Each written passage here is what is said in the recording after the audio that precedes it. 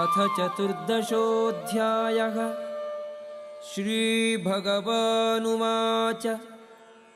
परं भूयः प्रवक्ष्यामि ज्ञानानां ज्ञानम् उत्तमम् यज्ञात्वा मुनयः सर्वे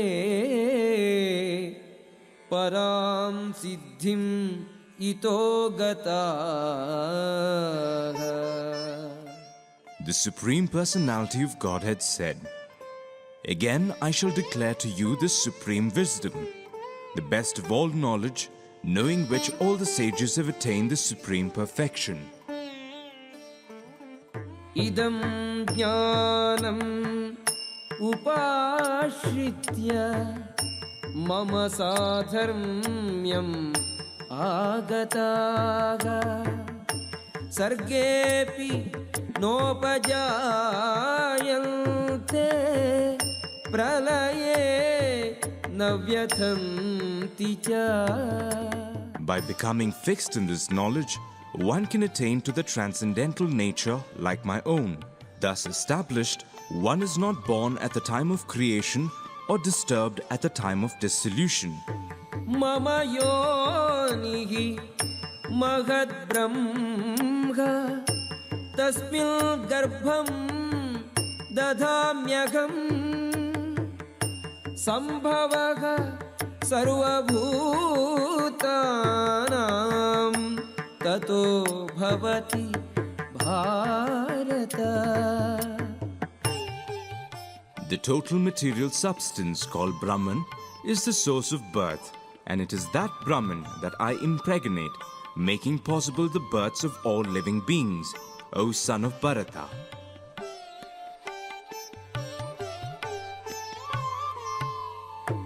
Sarvayonishu kaunteya murtayaha sambhavanti yaga tasam brahmamahadyonihi aham bijapradaha pita. It should be understood that all species of life, O son of Kunti, are made possible by birth in this material nature, and that I am the seed-giving father. Sattvam rajastamayiti gunaha prakriti sambhavaha nibadhanti mahabaho dehe dehinam avyayam.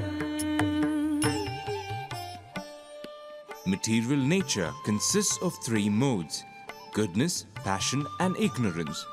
When the eternal living entity comes in contact with nature, O mighty armed Arjuna, he becomes conditioned by these modes. Tatra sattvam nirmalatvat prakashakam anamayam sukha sangena badhnati jnana sangena chanakha. O sinless one, the mode of goodness, being purer than the others, is illuminating, and it frees one from all sinful reactions. Those situated in that mode become conditioned by a sense of happiness and knowledge.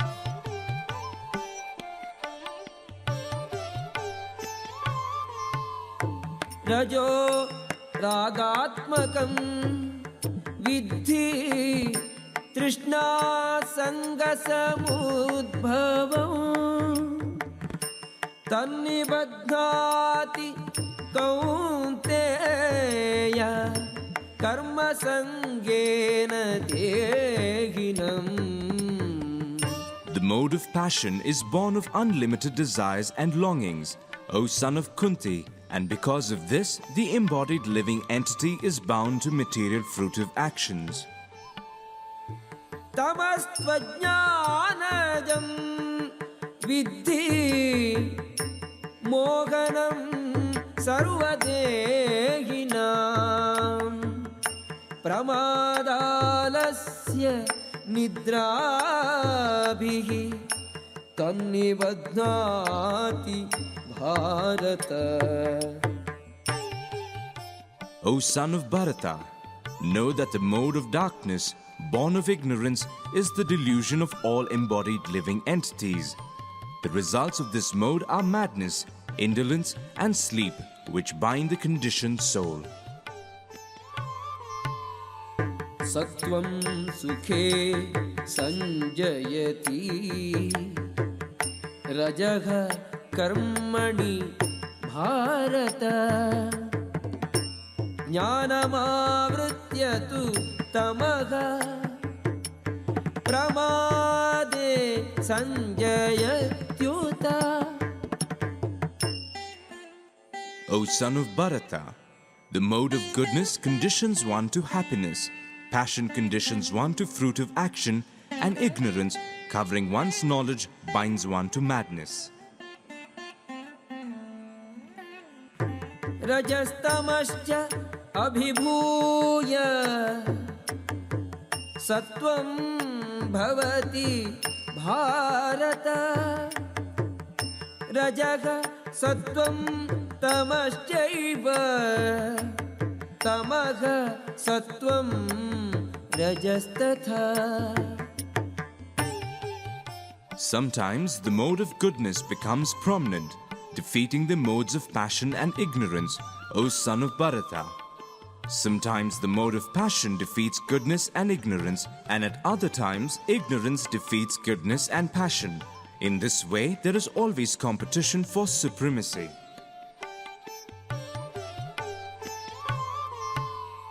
Sarvadvareshu dehesmin prakashaha upajayate jnanam yada tada vidyat vivruddham sattvam ityuta. The manifestations of the mode of goodness can be experienced when all the gates of the body are illuminated by knowledge.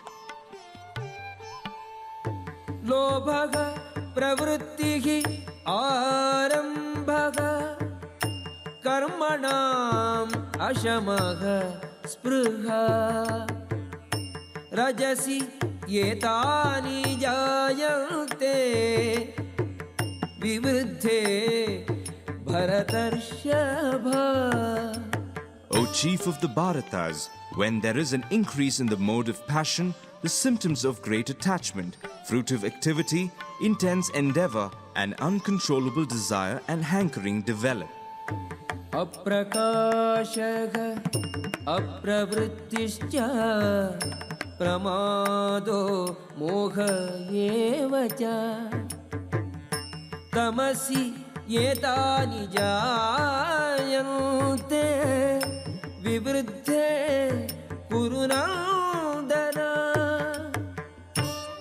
When there is an increase in the mode of ignorance, O son of Kuru, darkness, inertia, madness, and illusion are manifested. Yada sattve pravruddhe tu pralayam yati dehaprat tadottama vidam lokan amalam pratipatyate. When one dies in the mode of goodness, he attains to the pure higher planets of the great sages. Rajasi pralayam gatva karma sangishu jayate tatha pralinaga tamasi mudhayo nishu jayate. When one dies in the mode of passion, he takes birth among those engaged in fruitive activities. And when one dies in the mode of ignorance, he takes birth in the animal kingdom. Karmanaha sukritasyahuhu सात्विकं निर्मलं फलं रजसस्तु फलं दुःखम् अज्ञानं तमसः फलम्. The result of pious action is pure and is said to be in the mode of goodness. But action done in the mode of passion results in misery, and action performed in the mode of ignorance results in foolishness. सत्त्वात् संजायते ज्ञानं रजसो लोभ एव च प्रमादमोहो तमसो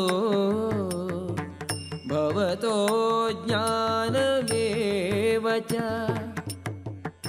From the mode of goodness, real knowledge develops. From the mode of passion, greed develops. And from the mode of ignorance develops foolishness, madness and illusion. ऊर्ध्वं गच्छन्ति सत्त्वस्थाः मध्ये तिष्ठन्ति राजसाः जघन्यगुणवृत्तिस्थाः अधो गच्छन्ति तामसाः. Those situated in the mode of goodness gradually go upward to the higher planets. Those in the mode of passion live on the earthly planets, and those in the abominable mode of ignorance go down to the hellish worlds.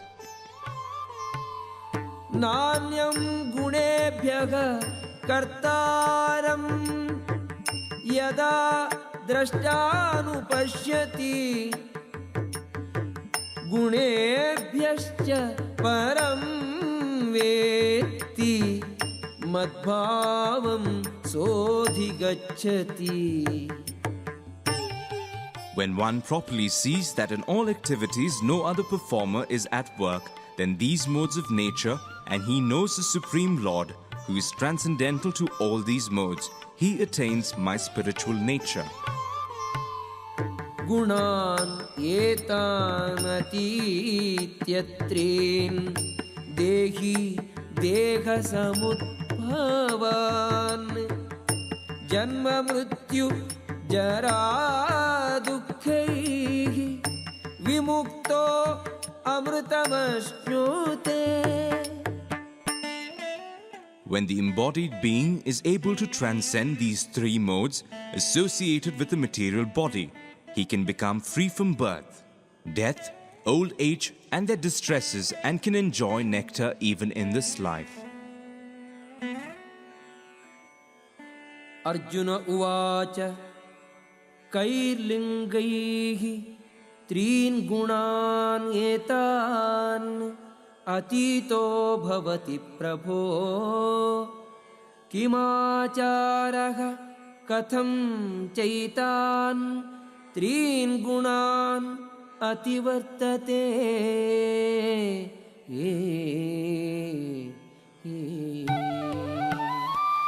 Arjuna inquired, O my dear Lord, by which symptoms is one known who is transcendental to these three modes? What is his behavior? And how does he transcend the modes of nature? Shri Bhagavan Uvacha Prakasham cha pravrittim cha mohameva cha Pandava nadveshti sampravrittani nanivrittani कांक्षति उदासीनवदासीनो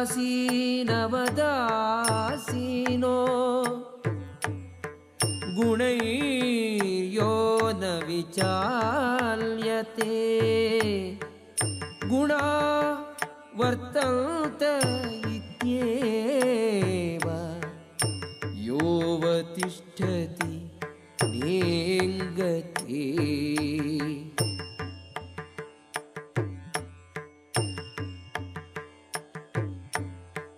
समदुःख सुखः स्वस्थः समलोष्टाश्म काञ्चनः तुल्यप्रिया प्रियो धीरः तुल्यनिन्दात्म संस्तुतिः मानापमानयोः